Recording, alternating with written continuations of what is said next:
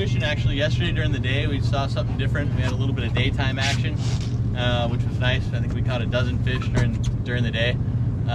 We've been loading up a little bit heavier on the bait than normal because we've been throwing a lot of it over the side. And I think it's made a difference our last couple days fishing and nights fishing. Been throwing some bait at night too. But yesterday during the day we had our best success fishing with the fly line bait, 30-pound line, and some guys too were fishing a daytime jig, something like a Colt Sniper, a little bit smaller than your heavy nighttime setup, and we were getting some bites on that as well as we were stopping the boat, usually around like 120 feet down. So guys were sinking them out a ways, maybe 30-40 seconds, and then lining them fast. We had a couple of the short jigging rods. The guys were doing the jig thing. They were catching some. Was there a size difference between the fly line and the jig? Or the fish size, was there a difference, or were they all the same? They were all about the same. What we were seeing yesterday daytime was more smaller fish. Like yellowtail? No, they were bluefin. 25, 30-pound fish, something like that. I think on the way out, good chance we might see something, so I'd probably have that ready first, get a lighter setup, 25 or 30 pound, and then also have a jig setup, I'd say with at least 50 pound, 50, 60, 80. Just straight fluorocarbon. You don't want a jig with a big heavy leader for daytime, all right? That's definitely more of a nighttime thing. Yeah, chance we might see something on the way out. We're gonna be looking. The fish made like a 30-mile move yesterday throughout the day, just in 12 hours. Wow. Yeah, so they've been not really settling in very well. We've been finding them usually at night, somewhere between 5 and 30 miles from where they were in the daytime.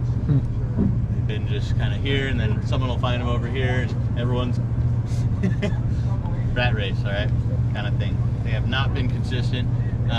Sound like last night was good though. Handful of guys had like upwards of 50 fish last night for their entire night fishing. So we have one of those tonight. With as far as we ended up yesterday, where they're at today, they're like 70 miles almost straight west of San Diego. So our second night, we might be a little cut short on time as far as nighttime fishing.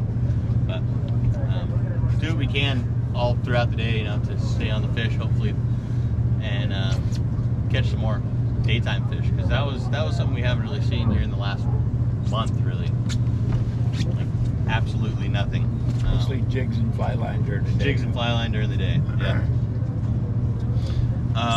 Nighttime fishing, we've been using the heaviest thing you got. If it were me, I'd be using a 2-speed reel with at least 100-pound line. We have had a couple 100-plus pound models in the last week or so. We didn't see any this last trip, or at least we didn't catch any. I think we saw some during the day. So something heavy, 2-speed. I think all you guys probably have something like that. Does anyone not have something like that? I think we're all probably on the same 300 page. gram? Yeah, 300. Is Just a kind of. flat pole and a buffalo okay, or is it all? Yeah, I think it all works. Torpedo sinker's been working a little bit. Yeah. With the bait? No bait. Okay, just a hook.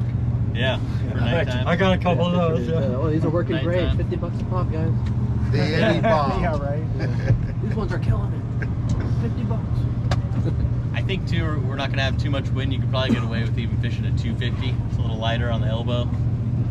Sometimes get a little more effective. Those smaller jig, a little bit lighter size. If we're not drifting really fast, a lot of times we're drifting and it's windy and choppy. That's when you want to go 350 and heavier.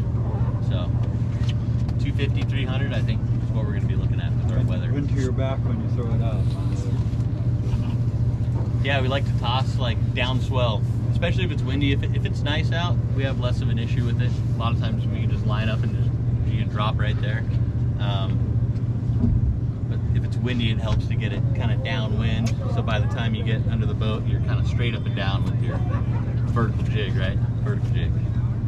So think about that when you guys are jigging and you see your line way out on the windy side of the boat. Wind all the way up and then give it a toss downwind, or just redrop close to the. If it's not windy, a lot of times we can just drop on the windward side. You guys drift stern first? Kind of bow first. So especially when we're fishing bait during the day too. Say if we get some fish to stick around, a lot of times the bow gets kind of forgotten about.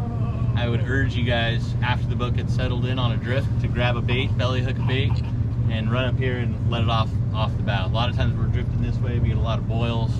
A lot of times I'm seeing fish around the boat. They'll be up here in the front as well as the back, but could be a good way to get an easy bite if we're kind of hoping to get in that kind of plunker situation. A couple of guys have seen in the last week. It's been hard to get, but Placement of the hook on the belly hook on your dink. Placement of the hook. oh, like right above the two little belly fins. There's two little Right, fins. straight above it, huh? Yep. Yep. But is that all meat or is that part of the abdominal cavity also? I think it's kind of an empty spot.